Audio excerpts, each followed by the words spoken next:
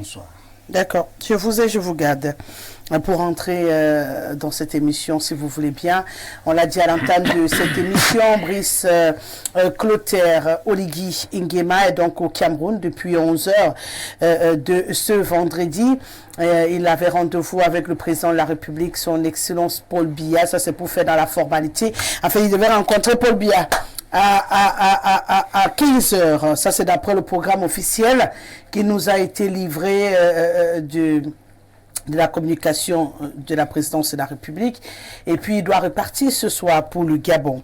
De prime abord, une venue qui peut surprendre ceux qui savent quand même que dès le départ, le président Paul Biya ne s'est pas réceptif à ce coup d'État du côté du Gabon et tout le monde, la preuve, il a fait le tour quand même de tous les pays de la zone CEMAC, mais le Cameroun, par contre, leader est donc le dernier à l'accueillir dans ses murs. C'est pour dire que c'est peut-être un accouchement très difficile qu'on vit là aujourd'hui.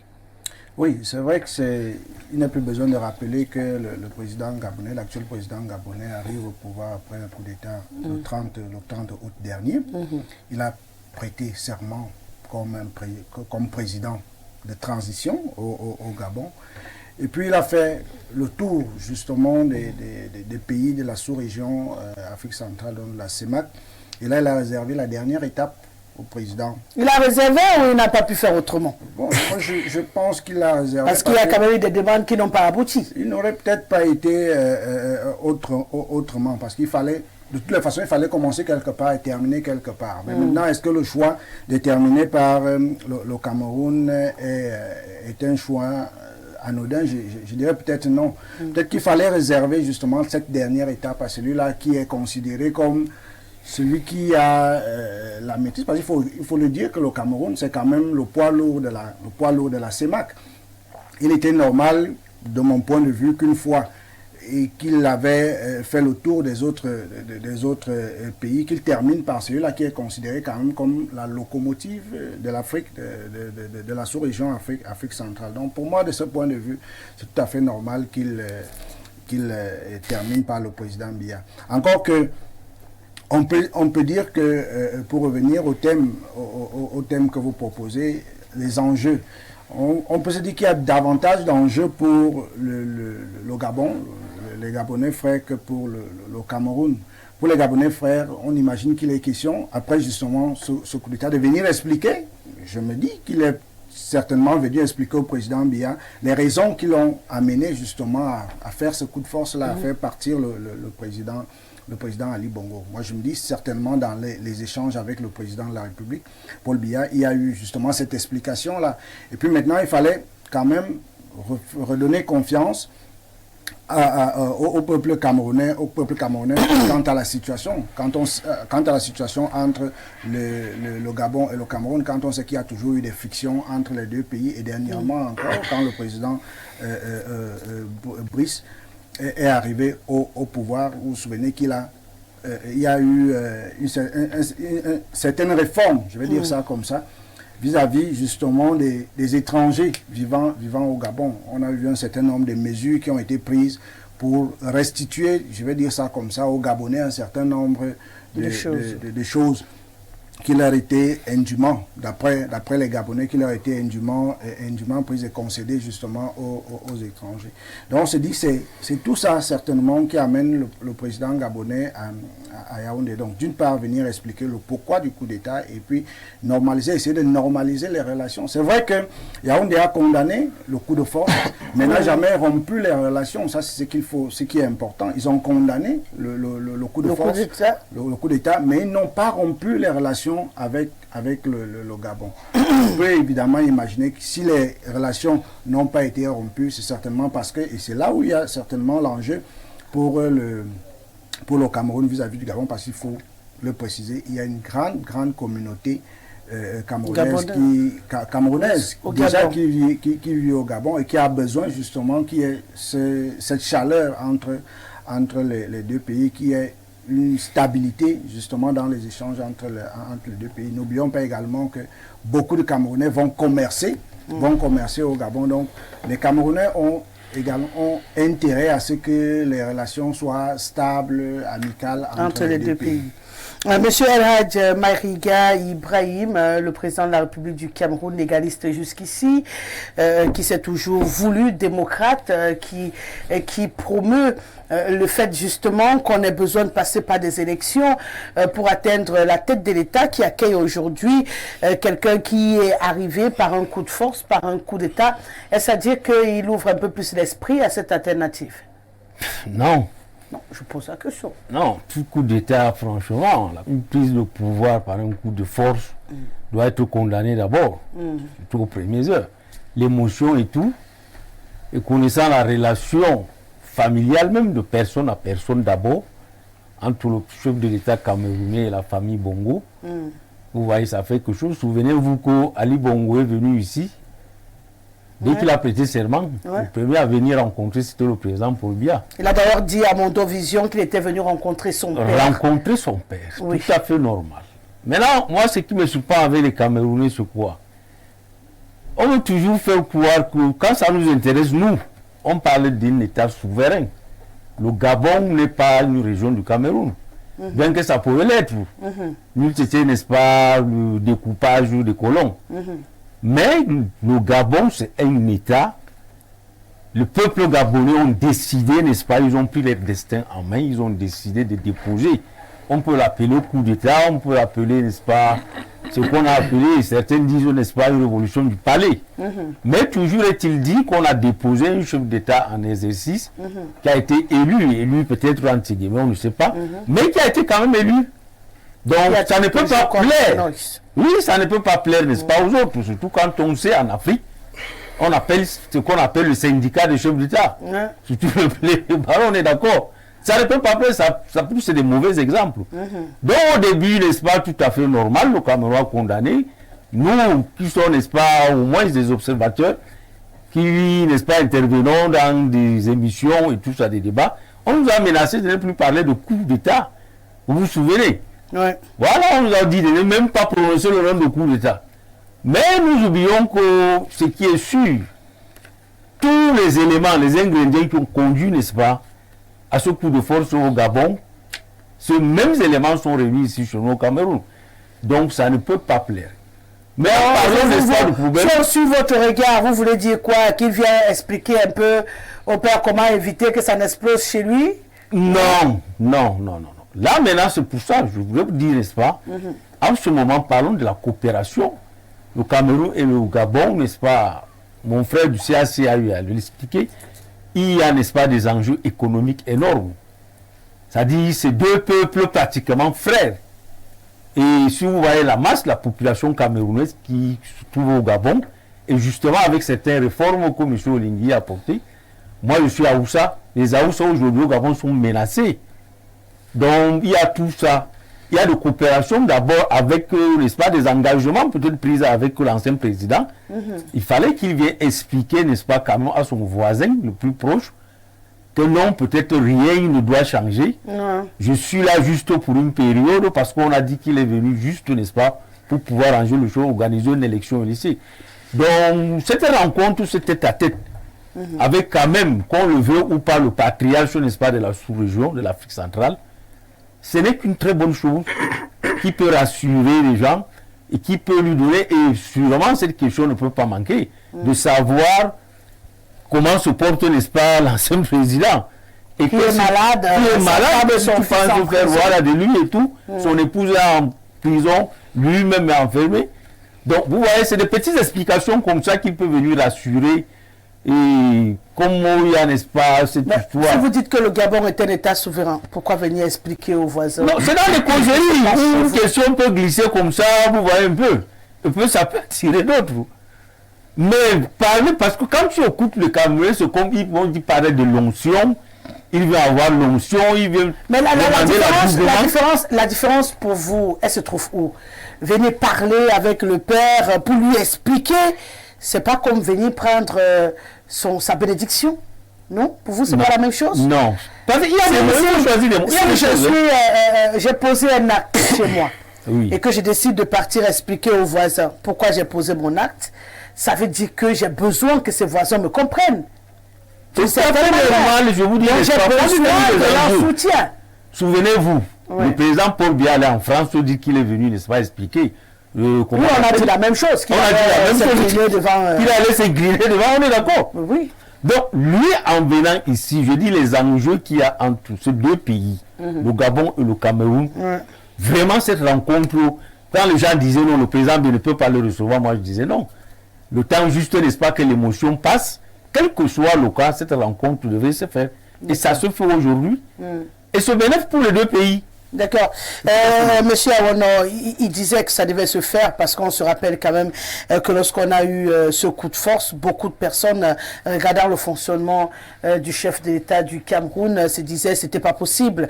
Sa relation, il a d'ailleurs élevé Monsieur Maïriga Ibrahim, sa relation de proximité avec la famille Bongo. Il a quand même été très proche du père et le fils est venu ici à peine. Il avait prêté serment pour dire je suis venu causer avec mon père. C'est l'expression qu'il a utilisée devant les médias camerounais et internationaux pour dire que ce n'était pas qu'une relation d'État à État. Aujourd'hui, il a appelé à make noise. Apparemment, aujourd'hui, on est passé à une autre étape. Peut-être la réaction, la réalité des coopérations entre États, les intérêts et non autre chose. Oui, dans le sens diplomatique, la visite du général, on peut concevoir la chose de la sorte, c'est-à-dire l'intérêt qu'il y a entre l'État du Gabon et l'État du Cameroun pour pousser parfois le président Paul Biya à accepter ce qu'il n'aurait pas dû accepter il y a quelque temps. Mais sauf que dans les faits, on peut se dire que le président Paul Biya commence véritablement à perdre la main parce que lorsqu'on connaît ses positions habituelles par rapport aux États qui ont l'habitude de fonctionner par les coups de force, mais on se dit, il a évolué dans la pensée. Est-ce qu'on ne peut pas dire qu'il n'y a que des imbéciles qui ne changent pas d'avis? Oui, mais changer, c'est dans le bon sens, c'est pas dans le sens de l'encouragement de ce qui n'est pas légal. Parce que le coup de force, sur le plan constitutionnel, est inconstitutionnel. C'est-à-dire que ce n'est pas légal. Alors, le président Paul Biya, ses partisans le présentent habituellement comme étant un légaliste de premier ordre. Alors, est-ce qu'un légaliste peut donc accueillir quelqu'un qui est passé par un coup de force pour être à la tête d'un État? Là, on se pose quelques questions. Donc, je dois dire, c'est pour ça que vous avez vu beaucoup de tractations qu'il y a eu autour de la visite du général, parce qu'en réalité, le président Paul Biya, véritablement, ne se retrouvait pas en train de vouloir accueillir quelqu'un qui était l'aide de camp du père d'Ali Bongo, avec qui il était ami. C'est quand même quelqu'un qui a été l'aide de camp de monsieur Omar Bongo, qui était l'ami de monsieur Biya. Et qui a rejoint quelque temps après le fils qui est devenu président. Et donc le fils considérait M. Biya comme étant son père. Vous avez dit que lorsqu'il a été président, il est venu, sa première visite c'était au Cameroun, il est venu parler avec son père. Vous imaginez donc quelqu'un qui est venu parler avec son père, qui aujourd'hui, je me dis que M. Ali Bongo, lorsqu'il regarde que M. Biya est en train de recevoir quand même quelqu'un qu'il a évincé, et donc il considère M. Biya comme un père. Et c'est simplement parce qu'il a été ami avec son père. Donc je crois que peut-être la diplomatie est évolutive dans le sens de M. Biya, parce qu'on dit aussi que la diplomatie c'est le domaine réservé du chef de l'État. Peut-être dans son sens. On n'allait plus à de fidélité, peut-être de relations. Peut-être elle est évolutive. Mais lorsqu'on entre aussi dans le fonctionnement de notre État, vous pouvez vous rendre compte que quand même, M. Biya, au fur et à mesure que le temps passe, non seulement il vieillit, non, et le pouvoir devient de plus en plus ardu pour lui, c'est-à-dire que ça devient un fardeau. Parce que M. Biya dit il y a 20 ans, je ne suis pas sûr qu'il aurait reçu le général qui est passé par un coup de force. Je ne suis pas sûr que M. Biya dit il y a 20 ans aurait reçu M. Oligui. Vous avez l'impression que cette rencontre pour vous c'est un signe de faiblesse du président du Cameroun? Pour moi, c'est pour ça que j'ai parti du fonctionnement de notre État en général. Lorsque vous regardez le fonctionnement de notre État en général, on n'a véritablement pas l'impression qu'il y a un patron. M. Biya dit il y a 20 ans, aurait déjà frappé du moins du poing sur la table.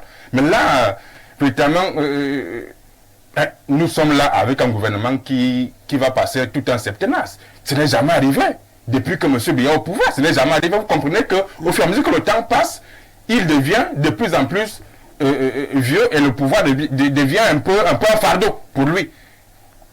C'est dans la pratique, c'est comme ça que je conçois la chose. Donc, je crois que peut-être il y a d'autres enjeux, comme je l'ai dit au départ, les enjeux sur le plan économique, parce qu'on sait aussi que le Gabon et le Cameroun, c'est presque un pays. C'est-à-dire que le Gabon, c'est comme une région du Cameroun, comme l'a dit mon prédécesseur. Donc, dans ce sens-là, on peut concevoir que M. Biya revienne à des meilleurs sentiments pour pouvoir accueillir quelqu'un qui est passé par un coup de force. Mais, dans le sens légal, le connaissant, comme représente toujours ses partisans, un grand légaliste, je crois qu'il a un peu perdu la main. Sur ce coup, il a un peu perdu la main. Aden Gathiou, le président a perdu la main, où on peut comprendre que les relations diplomatiques entre les États, c'est une affaire d'intérêt. Aujourd'hui, le Gabon, peuple souverain, a décidé de faire avec Brice Clotaire Oligui Nguema. Alors, qui sommes-nous pour aller à l'encontre de cette envie? Peut-être le président du Cameroun étant la voix la plus autorisée du peuple camerounais, s'est dit, comme beaucoup de Camerounais, le voisin a décidé de faire avec son nouveau boss. On est obligé également de composer avec. Ou bien, comme il le dit, M. Awono, c'est un signe que le président de la République a perdu un tout petit peu de sa superbe. Je crois qu'il faut regarder cela sous plusieurs angles. Le premier angle, c'est que le Cameroun s'est précipité à faire des déclarations au lendemain de ce qui s'est passé en octobre, le 30 octobre. Le 30 octobre, pour moi, le Cameroun s'est précipité. Pas le Cameroun, mais c'est un dirigeant de l'administration, Paul Biya. Voyez-vous, si vous avez lu le communiqué du ministre Sadi, c'est un communiqué et qu'aujourd'hui, on en arrive à ce que le président Paul Biya reçoive le général Oligui Nguema. Ça prouve à suffisance que le chef de l'État a perdu la main. Vous avez lu ce communiqué du président du ministre Sadi, et aujourd'hui, il reçoit le président, le général Nguema. Ça prouve que le chef de l'État a perdu la main. Ça, c'est d'un. Maintenant, de deux, la visite du général est fort de beaucoup de sens. La première leçon, c'est que les Gabonais ont tourné définitivement la page Bongo. C'est-à-dire que cette visite interpelle les Camerounais au premier rang. C'est-à-dire que demain, on peut également tourner une page. Et le chemin va continuer. Tout est possible. Tranquillement. Vous voyez, c'est-à-dire que ça nous interpelle. Enfin, le Gabon nous parle sur ce coup. Effectivement, sa présence vient nous montrer qu'un peuple peut vivre sans celui qu'on présente aujourd'hui comme l'alpha, l'oméga, le congrès modulo 2pi. C'est ce qui s'est passé au Gabon, parce que pendant longtemps, au Gabon, ils disaient que sans l'hégémonie Bongo, le Gabon. Mais aujourd'hui, on voit que ça dit que ça doit nous interpeller, nous Camerounais, que 2025, qu'est-ce qu'il y a lieu de faire? Ça, c'est de maintenant de deux. Je vais partager l'avis de mes prédécesseurs. Vous savez, il n'est pas contraint. D'ailleurs, il n'était même pas obligé de venir au Cameroun. Il n'est même pas obligé. D'ailleurs, il l'oblige à venir au Cameroun. Mais conscient du fait de la posture du chef de l'État actuellement en Afrique centrale, en Afrique et même dans le monde, je crois que dernièrement, il s'est vu décerner le prix de grand sage africain. Et donc, à ce titre, il est légitime, parce qu'on partage d'abord les mêmes frontières, que le général vienne échanger avec un sage et lui dit que voici ce que je compte faire du Gabon. Voici la nouvelle donne. Voici, effectivement, voici, puisque c'est désormais le général qui parle des questions de stratégie, qui parle des questions de convention avec d'autres pays. C'est-à-dire que, étant donné que nous avons un fort foyer de Camerounais au Gabon, il l'a dit, mon prédécesseur l'a si bien dit, on a vu tout ce qui a commencé avec les tests qui ont été signés, des tests qui ont pris des biens de beaucoup de Camerounais et restitués au Gabon. Vous comprenez qu'il y a lieu de venir échanger avec le chef de l'État pour dire que bon, voici pourquoi j'ai fait, voici. Mais à l'avenir, au regard de nous, voici ce qu'on compte faire. Et toi, qu'est-ce que... Je pense que c'est dans cette posture. Il n'est pas venu dans une poursuite d'adoubement, à mon humble avis, ou dans une poursuite de chercher...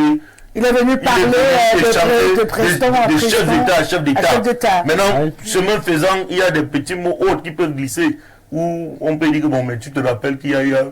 Donc voilà, il y a des questions économiques qui sont très importantes, qui peuvent être, qui pourraient-ils être à l'ordre du jour, on a des questions sécuritaires.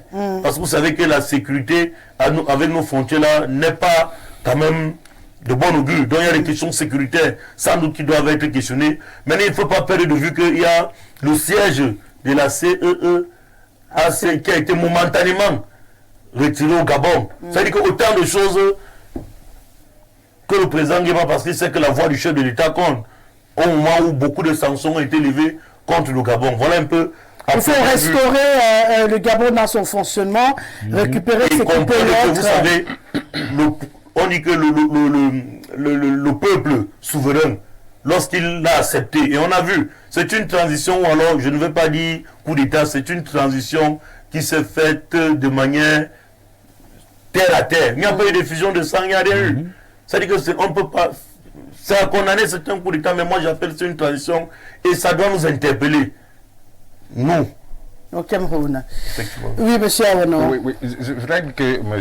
Ngatou a dit quelque chose de très important lorsqu'il analysait le communiqué de René Sadi, le ministre de la Communication. Qui interdisait carrément qu'on puisse parler de coup d'État. Donc, lorsque vous voyez ce qui se passe actuellement, vous comprenez que le président véritablement ne contrôle même plus ses créatures. Vraiment, mais interdit qu'on parle de coup d'État, est-ce que ça remet en cause la possibilité que le président de la République reçoive Clotaire Oligui Nguema? Il interdisait peut-être parce qu'à ses yeux, ce n'était pas un coup d'État. Et lui-même, il est dubitatif sur le coup. Un coup d'État, transition au sommet, on peut trouver toutes les expressions qu'on veut. Il n'y a pas eu effusion de sang. Est-ce que ce n'est pas pourquoi le ministre demandait de ne pas utiliser l'expression coup d'État? En quoi ça remet en question le fait que le ministre président était très dur dans son puisse recevoir... C'était une menace. Il était très dur dans son communiqué. On ne peut pas s'empêcher de parler de coup de force dans le contexte du Gabon. C'est un militaire qui arrive au pouvoir. Et lorsqu'un militaire arrive au pouvoir, et non pas par la voie des urnes, il est évident que ce soit un coup de force. Donc c'est un coup d'État. Ça, il faut utiliser les mots qu'il faille. C'est un coup d'État. C'est peut-être parce que le ministre avait compris à un moment donné que ce qui se passe dans la case des poules peut également se passer dans la case des canards, qu'il a interdit qu'on parle de coup d'État au Cameroun. Puisque la maladie a attrapé le café, pas attraper le cacao. C'est la réalité. Et donc vous voyez, il y a une évolution. Mais cette maladie ne va pas attraper le cacao. Ne sait-on pas jamais. Il y a une évolution. C'est cette évolution-là qui nous pousse à croire que véritablement le président n'était pas l'auteur de ce communiqué-là. Peut-être le ministre a voulu faire parler de lui. Il a voulu montrer au président qu'il travaille, mais sauf qu'à un moment donné, le président n'était pas l'auteur. Ça veut dire qu'il y a quand même, les gens commencent à faire des choses, non par la volonté de celui qui les a mis là, mais non par leur propre volonté. Et là, il y a de fortes chances qu'on trouve que le président commence à perdre progressivement la main. D'accord. Ce n'est pas la première fois, monsieur Awono. Quand le président Paul Biya reçoit le fils d'Ebi, c'est aussi un coup d'État. C'est qu'ils ont fait au Tchad. Vous avez vu recevoir ce garçon chaleureusement. Ça dit comme quelqu'un qui venait de gagner une élection. On a vu le chef d'État le recevoir. Pourquoi pas Oli? C'est un autre coup d'État là-bas. Oui, sauf qu'au Tchad, on sait qui a placé le fils d'Ebi. On ne doit pas savoir. On suit la légalité, la Constitution. C'est vrai que... Si on doit suivre la Constitution, il fallait des élections. Oui, il fallait d'abord que le président du Sénat. Mais on est venu l'installer. Et puis le chef de l'État camerounais, il a reçu plusieurs putschistes. Exactement, mais nous ne sommes qu'à Il a reçu combien de présidents centrafricains ici au Cameroun. Même en Centrafrique, c'est vrai. C'est un coup de force aujourd'hui, n'est-ce pas, où il a retouché la Constitution. Je pense que le président Biya n'avait pas le choix de toutes les façons. Il n'a pas le choix. Non. En Centrafrique, vous dites qu'on a retouché la Constitution, mais c'est constitutionnel, c'était une élection. Vous ne pouvez pas parler, c'est pas la même chose. Mais bien avant ça, il a reçu des chefs d'État putschistes. Centrafricains, ils s'appelaient comment les Bozizé et autres. C'était des putschistes. Vous savez. Donc, si on vous suit, le président dit qu'il est légaliste et tout, mais entre-temps, il reçoit les putschistes. Vous savez. Il n'a pas le choix de toutes les façons, puisqu'il ne peut pas changer ce que les peuples de cette pays ont décidé. Il ne peut pas les changer. Donc, ce n'est pas une perte de main, comme il le dit à Wandon, c'est plutôt une adaptation à la réalité. Allons-y questionner la qualité de légaliste de notre président dans les affaires internes du pays. Venez convoquer nous pour un autre débat pour parler justement de la qualité de légaliste du chef de l'État pour les affaires du Cameroun. Il ne l'est pas pour vous?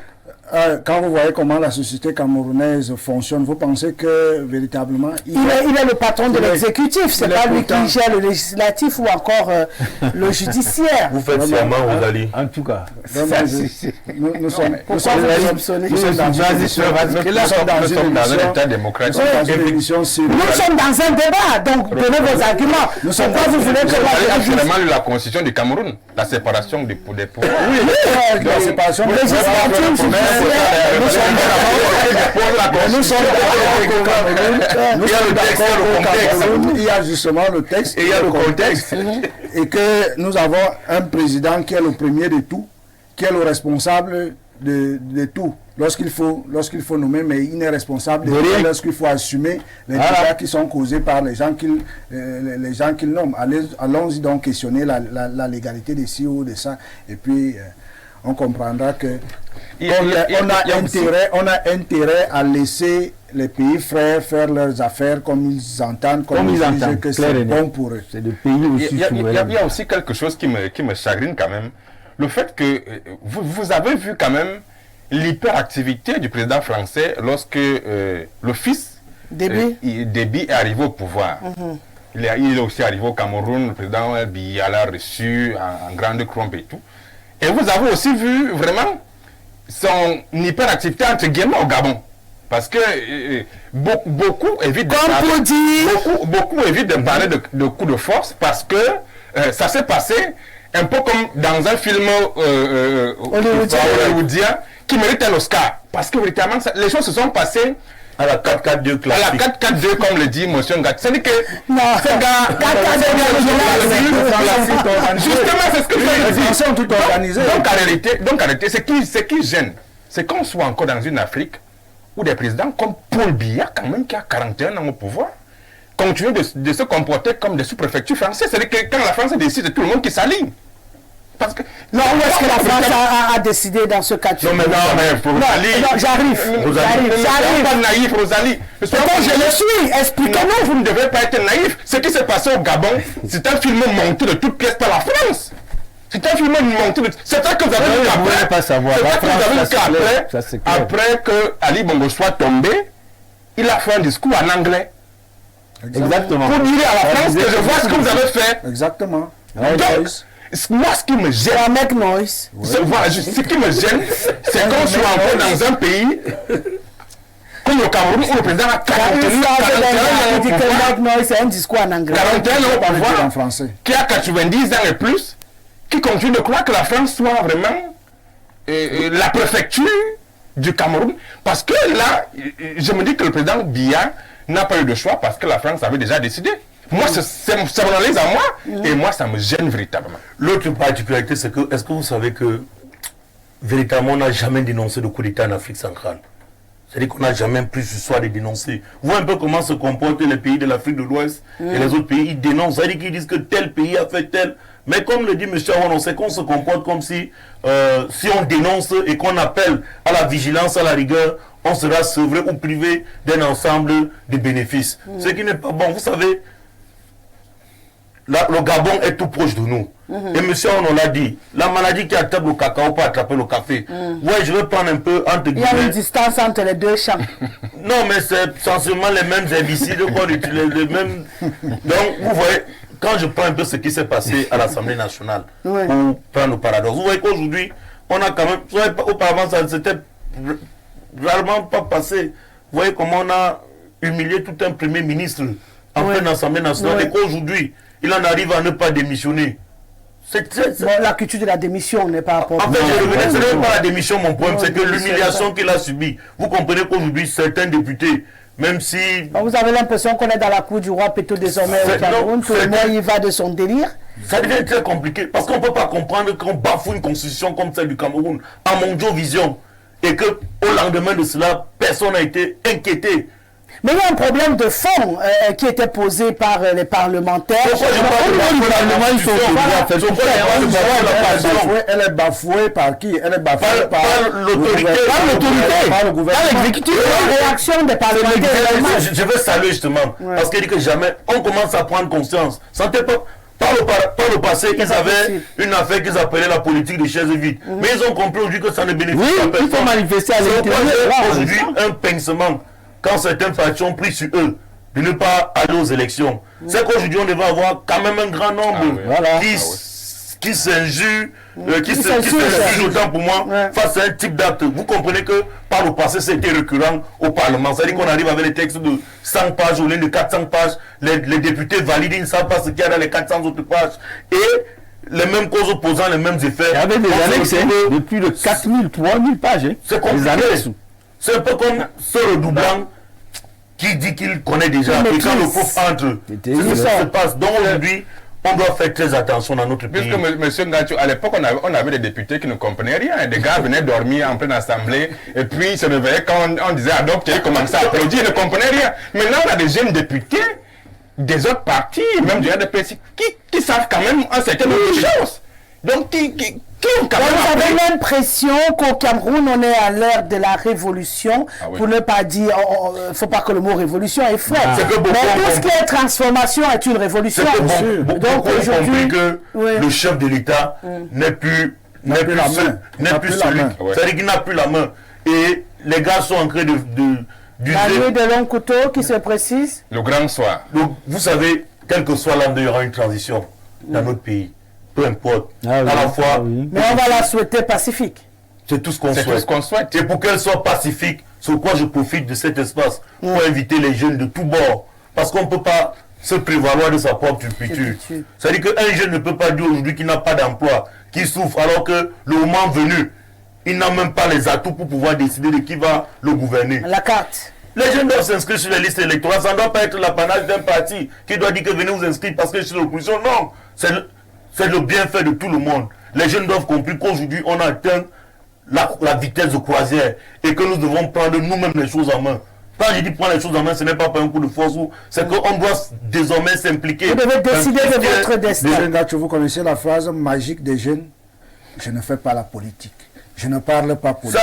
Et ça, c'est dommage pour la jeunesse camerounaise. C'est une phrase fatale. C'est fatal. Et celle-là a été fabriquée justement, elle a été fabriquée dans la mémoire de la jeunesse par l'autorité. Parce qu'il dirige le Cameroun aujourd'hui, justement avec cette fameuse phrase de la politique aux politiciens, de l'école aux écoliers, le président Paul Biya. Cette phrase-là a contribué justement à dépolitiser la société camerounaise, où, comme je le dis souvent, sur ce plateau, on a des gens qui vivent, nous partageons un même espace territorial, mais on ne se sent pas suffisamment citoyen. Il n'y a rien qui nous unit. Il n'y a rien qui unit les Camerounais, qui peuvent à un moment décider de commun accord de donner ou de transmettre le pouvoir. On a perdu la fibre patriotique, le nationalisme. Avant de parler oui, il faut bien que nous soyons citoyens, qu'on se sente citoyens, qu'on ait quelque chose. Si on n'a pas une histoire, parce que jusque-là, on n'a pas une histoire qui nous unit. Vous voyez, encore qu'on ne l'enseigne même pas dans nos écoles. Aujourd'hui, quand on va vous parler de et autres, les autres vont les prendre comme... Certains vont les présenter comme des extrémistes dont il ne faut pas parler aux jeunes aujourd'hui, de peur justement d'avoir cet instinct nationaliste, de voir cet instinct nationaliste revenir et puis avoir une société où les gens vont véritablement commencer à se poser les vraies questions. Je crois qu'on va aller vers là. Avec la grève des barman annoncée, on serait un peu plus lucide. Oui, et justement, ils ne vont pas faire grève. Je peux te rassurer qu'ils ne vont pas faire grève. Ça fait 3 fois qu'ils annoncent, ils n'ont pas fait grève. Donc les gars sont là, ils vont nous livrer la bière, il n'y a pas de chance. On va vite résoudre les problèmes. C'est triste de parler de la jeunesse dans ce pays. Surtout en matière, n'est-ce pas, ce qui concerne, c'est-à-dire cette démocratie-là que nous voulons, n'est-ce pas, la participation de la jeunesse. Nous avons vu dans tous les pays au monde, vraiment c'est la jeunesse qui vient là pousser au changement. Quand la jeunesse s'intéresse vraiment aux élections, ça change. Mais seulement chez nous, elle n'est pas éduquée. Elle n'est pas éduquée et c'est là où on peut accuser certains médias. c'est un homme politique. Ouais. Vous allez voir d'ici peut-être 6 mois, vous allez commencer à comprendre. Parce qu'on commence à injecter des personnes comme ça là, dans des groupes de jeunes, dans des marchés qui viennent vous dire de façon insidieuse. Hein? Ah, le RGPC a déjà gagné, on doit même voter quoi? On va voter quoi? Qu'on vote ou qu'on ne vote pas, c'est déjà gagné. Moi, je suis de ce parti. Hein. Mais je voulais voir, mon rêve, c'est de voir un Cameroun vraiment, vraiment démocratique. C'est-à-dire qu'une personne se dégage, qui se reconnaît lui-même que je suis là parce que j'ai gagné une élection. C'est-à-dire la participation de tous. C'est-à-dire sinon tout ce petit problème qu'on va être tribal là, gauche-droite, des invectives là, c'est fini. Mais c'est volontairement entretenu. C'est volontairement entretenu et on engage la jeunesse, une population qui ne s'intéresse à rien. Bientôt le discours va commencer, tel a gagné. Souvenez-vous de la FECAFOOT quand même. Je prends un exemple simple. On nous disait que, et toi viens faire quoi? C'est un milieu, un cercle où c'est vicieux, il ne peut pas gagner une élection. Mais le gars est venu avec ses petites façons de faire. Il a gagné l'élection. Aujourd'hui, c'est lui qui est là. Donc, même en politique, je vous dis, s'il y a une volonté de changement, parce que moi, ce que je vois venir en 2025, je vous assure, nous sommes là dans cette histoire depuis pratiquement 38 ans. Je vous assure, 2025, l'autre a dit, c'est là où vous avez parlé de la sagesse qu'on a donnée au président Paul Biya, c'est pas. Vous avez dit quoi, un trophée de la sagesse, le grand milieu sage africain.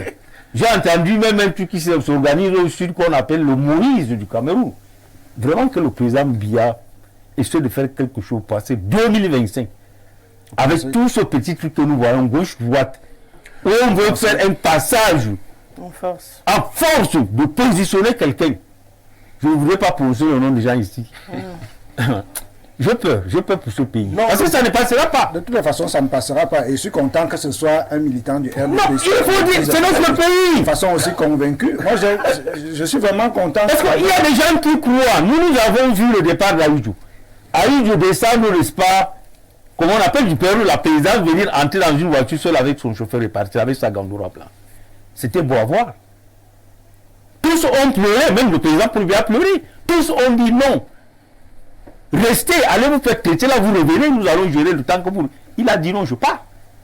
Même si après il y a eu tout ce qu'on peut imaginer et tout, mais il y a eu la volonté d'un homme à pouvoir laisser un pays en paix. Donc tout ce que nous demandons aujourd'hui, vraiment au président Paul Biya, c'est de faire pareil. Oui, parce que, comme on appelle la prospérité, souvenez-vous quand il prêtait serment. Le président de l'Assemblée a dit, tu nous as promis la démocratie, nous l'avons, parce que lui il est toujours nommé. C'est quoi la démocratie là? Mais il dit la prospérité, nous attendons encore. Tous les prévaricateurs étaient là, ils ont applaudi, papa. Je crois que le... Pourtant il disait quelque chose de très fort. Ouais. Il a dit à l'Assemblée dans l'hémicycle, est-ce que de ce temps-là à aujourd'hui, les Camerounais sont prospères? Non. Donc nous naviguons à vide. Il faudrait absolument que les gens, chacun de nous doit prendre sa responsabilité. Si nous allons vendre ce pays en 2025, vendons ce pays. On se partage l'argent. On se partage l'argent. Et sinon, une continuité qui doit venir encore impacter le Cameroun. Pour je ne sais pas, 100 ans encore à venir. J'espère qu'on va le vendre au Mali ou au Burkina Faso. Donc, faisons très attention.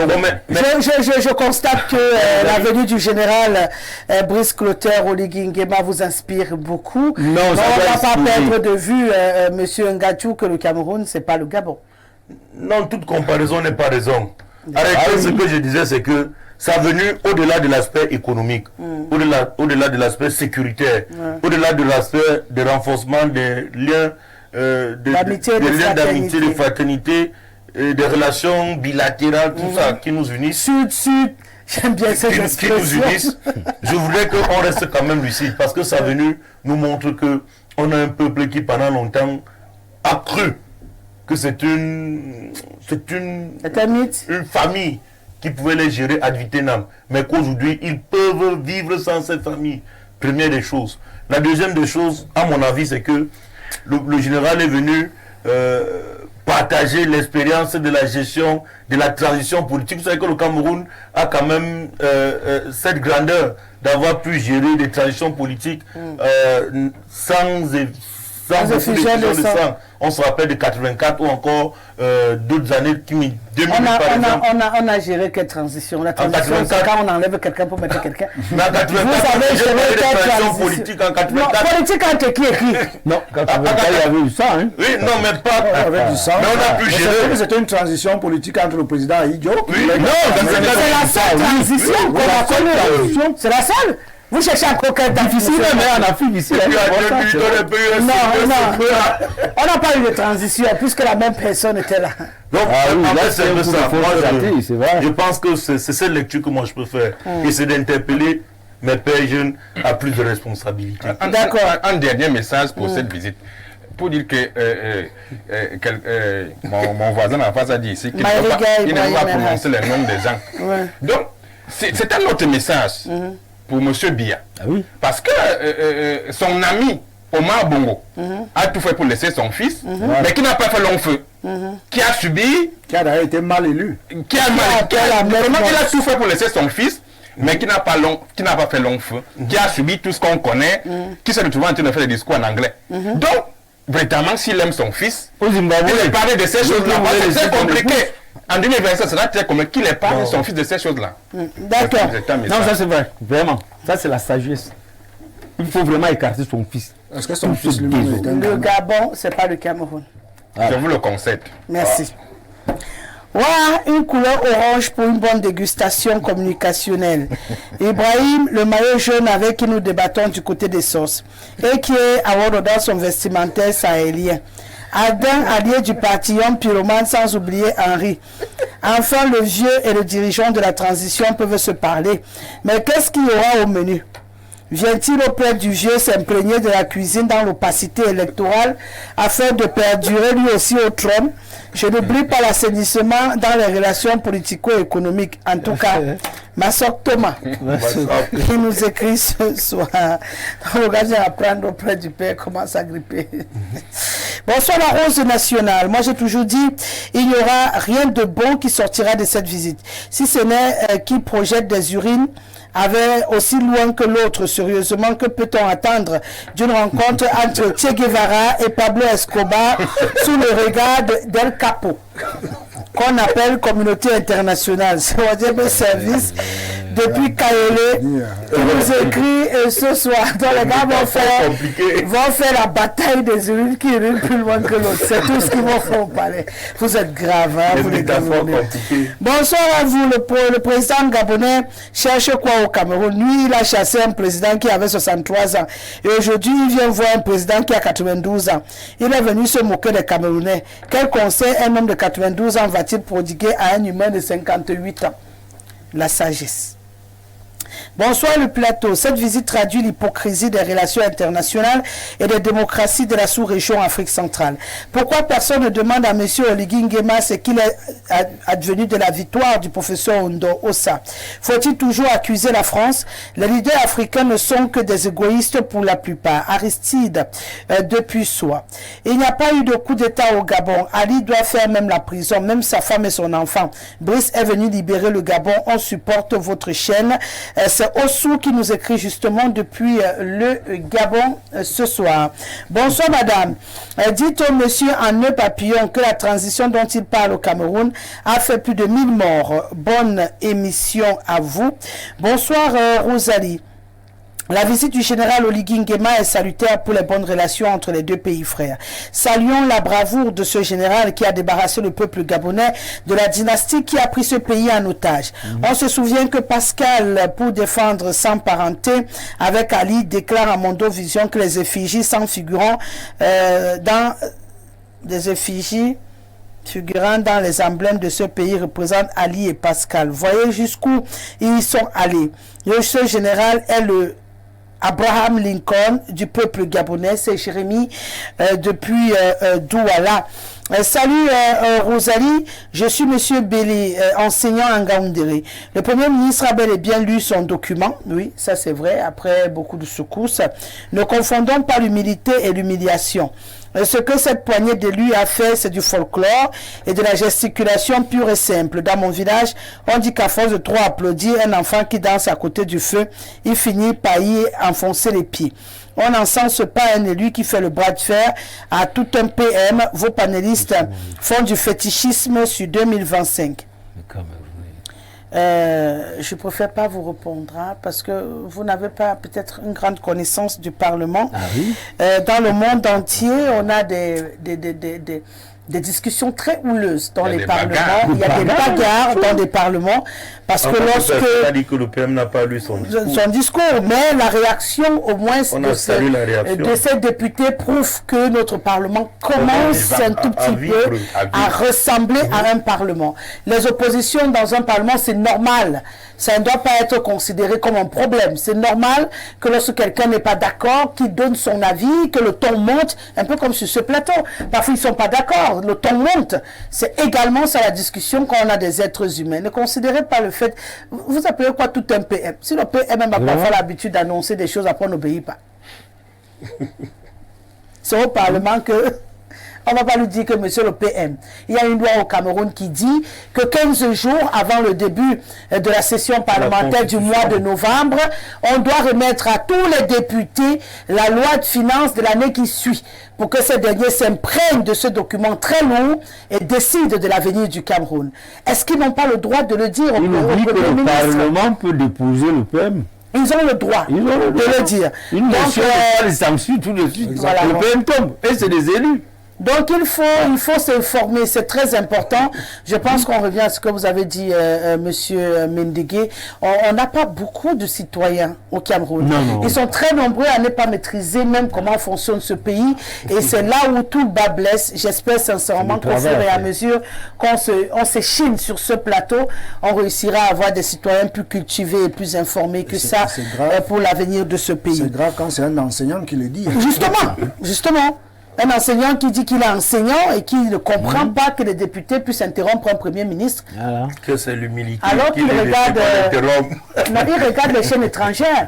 Il voit le Premier ministre aller s'expliquer devant le Parlement. Voilà. Il voit comment même le Premier ministre français, cette dame, elle subit le choc tous les jours devant le Parlement. Et vous trouvez que votre Premier ministre ne doit pas subir des chocs?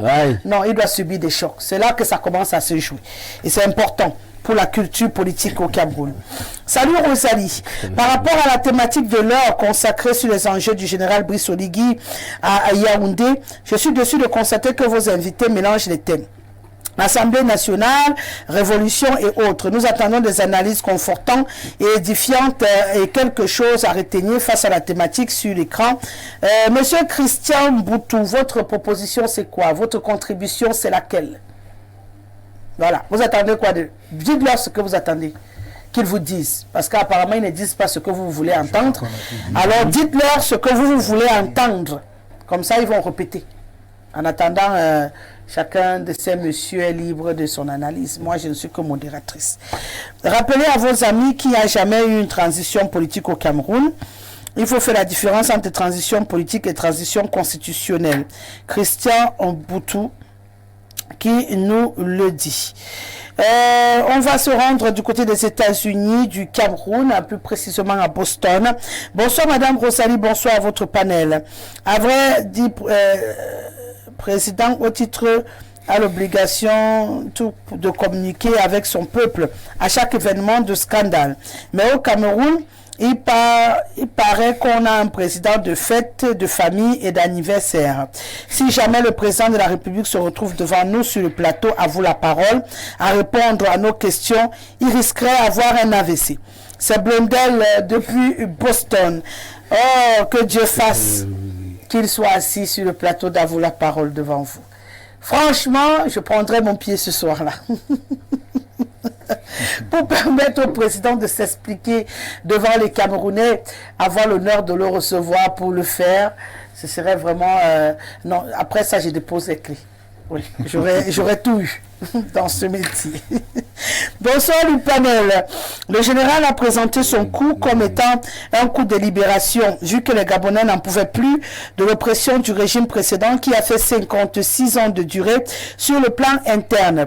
Les Gabonais attendent énormément de ce nouveau pouvoir, sauf que pour le regretter, les autorités politiques du régime précédent ne sont pas inquiétées de leur gestion précédente.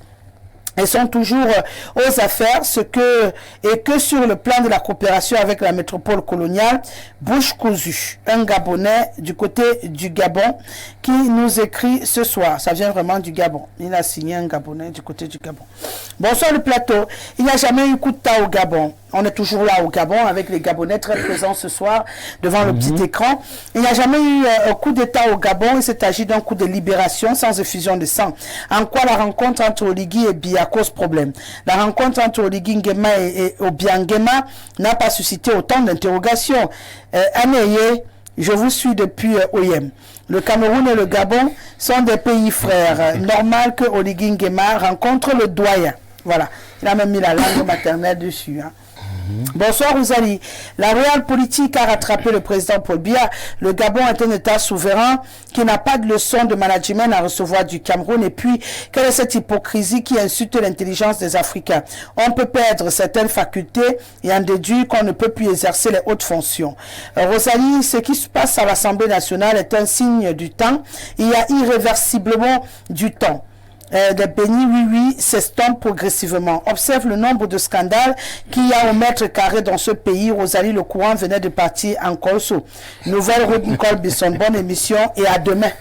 Monsieur Zigli. Le gars était avec nous. Il nous informe que Néo vient de frapper de son côté. On va aller en Côte d'Ivoire. Bonsoir ma bien-aimée Rosalie, le Gabon est en train de prendre l'avance sur le Cameroun. Je vous invite à regarder les chaînes TV du Gabon. Malheureusement, le slogan « Le Gabon d'abord » n'est pas sage, car le tigre ne crie pas sa tigritude. Ma bien-aimée Rosalie, nous les Camerounais sommes incapables d'avoir l'eau potable. L'électricité, mais nous sommes fiers d'accuser la France de nos propres turpitudes. Quelle grandeur! Le Sénégal et la Côte d'Ivoire sont les plus proches de la France et parmi les plus modernes d'Afrique. Les autres pays profitent de la France pendant que les Camerounais aboient et se mentent à eux-mêmes. C'est M. Etoundi depuis la Côte d'Ivoire. Bonsoir, Obiangema, Sassou Nguesso, Idriss Déby, Omar Bongo, ne sont-ils pas tous arrivés au pouvoir par coup d'État? Il ne fonctionne pas avec votre président ou notre président. Autre réaction. Bonsoir Rosalie, mon souhait est que le président gabonais ne baisse pas les bras, que la femme de Bongo et son fils restent en prison, que ça donne de la leçon à ces femmes des présidents qui ne sont pas souvent à 100% citoyennes. Salut tout un pays, ces gens qui nous écrivent. On va à présent se rendre du côté du Tchad. Bonsoir Rosalie et très bonne émission. Pourquoi est-on étonné de l'arrivée de Brice Oligui Nguema au Cameroun? Parce qu'il est un putiste. Quand on est mal élu, comme c'est le cas au Cameroun, c'est vers les autres pays qu'on se rend pour chercher sa légitimité. Nguema vient à Yaoundé parce qu'il a bien assimilé la leçon de son voisin. Blanc, bonnet, bonnet blanc. Seulement que l'un sera en costume et l'autre en treillis. C'est Mamba Vert depuis N'Djamena qui nous écrit ce soir. Bonsoir Rosalie. Monsieur Brice Oligui a fait le coup d'État plutôt contre l'opposant qui avait gagné les élections au Gabon et non contre la famille Bongo, dont le pouvoir reste toujours dans la famille Bongo. Séverin Kamni depuis Hawaï. Bonsoir Rosalie, y compris ton panel. Concernant la première thématique pour l'arrivée de son Excellence Oligui Nguema, le président du Cameroun, son Excellence Paul Biya, devrait automatiquement le recevoir, quelle que soit son arrivée, la manière de son arrivée au pouvoir. Le seul juge dans ce monde n'est que Dieu. Il a fait ce que les autres n'ont pas eu la force de faire. Il a sauvé les Gabonais de la honte. Et c'est si simple que ça. Les Gabonais sont contents de leur président actuel. Nous devons vraiment être fiers que le patriarche, son Excellence Paul Biya, puisse le recevoir.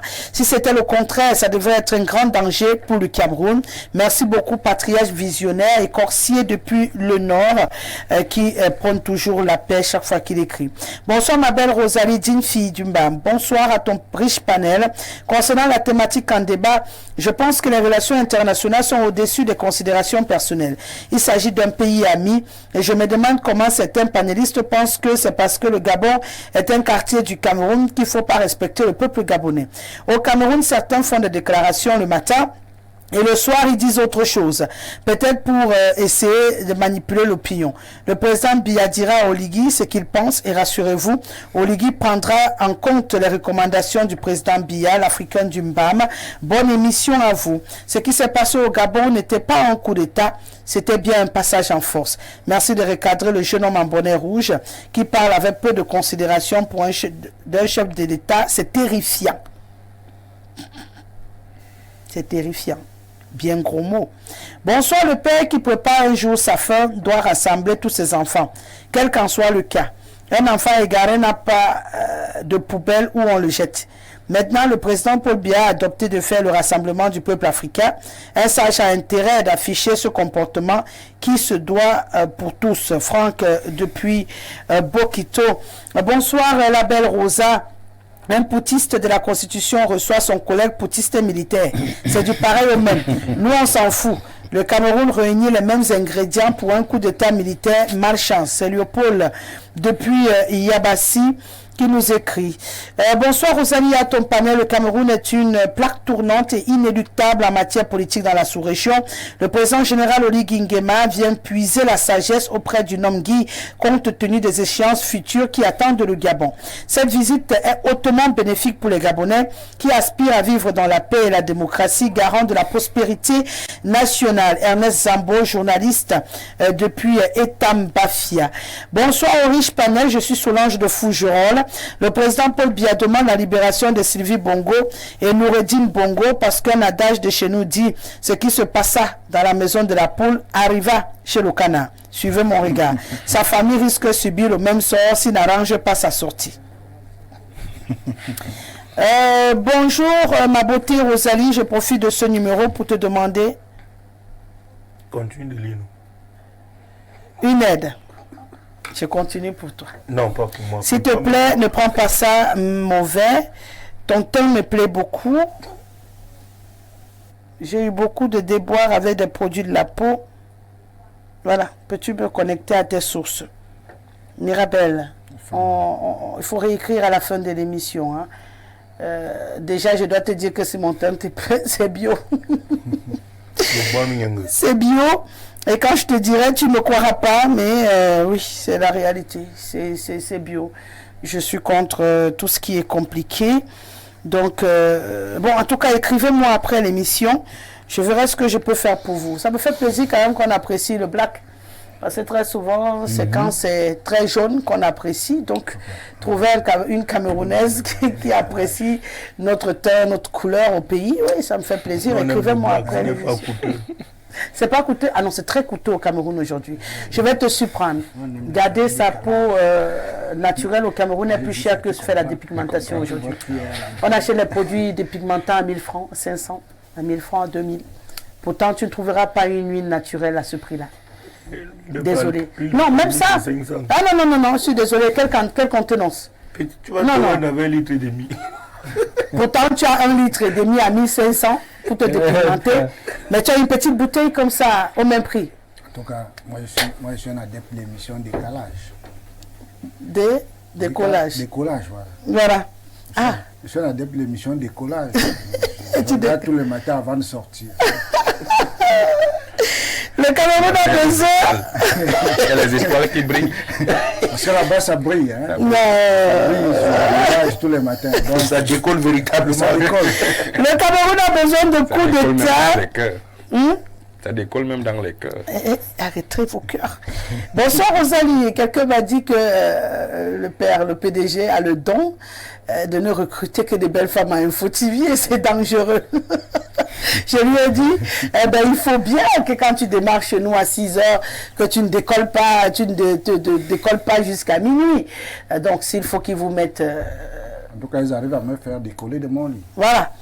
Bonsoir Rosalie, je pense que l'arrivée de Brice Clotaire Oligui Nguema ne doit souffrir d'aucune contestation car le Gabon et le Cameroun entretiennent des bons rapports depuis plusieurs années et nous sommes très heureux de cette rencontre et nous sommes confiants qu'au sortir de cette grande rencontre, ce sera un plus pour le peuple gabonais. Aujourd'hui, le Gabon a tourné une page dans son histoire. Bonne émission à vous.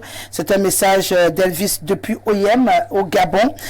Les Gabonais sont vraiment présents devant le petit écran ce soir et je suis ravi Bon, il y a un téléspectateur qui dit quelque chose de compliqué. Il dit que c'est une bombe atomique. C'est l'arme